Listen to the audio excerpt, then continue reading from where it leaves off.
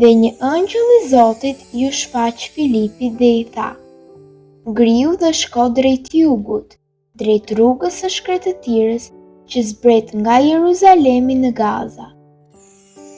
Filipi u ngrit dhe u nis në vendin për të cilin ëngjëlli i Zotit i kishte thënë. Dhe atje ishte një eunuk, zyrtar i lartë që ishte përgjegjës për të gjithë thesarin e Kandacës, mbretëreshës së Etiopisë. Ai kishte ardhur në Jeruzalem për të adhuruar dhe po kthehej dhe i ulur në karrocën e vet, po lexonte fjalët e profetit Isaia.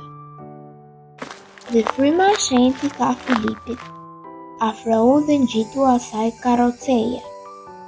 Filipi i u tur afër dhe dëgjoi atë duke lexuar profetin Isaia dhe i tha: a e kupton valla atë që lexon?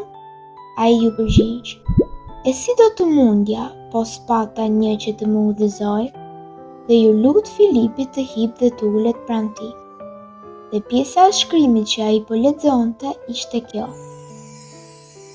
atë e quan si delja për t'u therrur, dhe ashtu si qengji është me mec përpara qethtarit, ashtu ai nuk e hapi gojën e tij. Në përuljen e tij u ngrit gjyqi i tij. Po kush do të mund ta përshkruaj brezin e tij, sepse jeta e tij ngrihet nga toka. Dhe eunuku i tha Filipit: të lutem, për kë e thot profeti këtë? Për veten apo për ndonjë tjetër? Atëherë Filipi hapi gojën e tij dhe duke filluar nga ky shkrim, i predikoi ungjillin e Jezusit.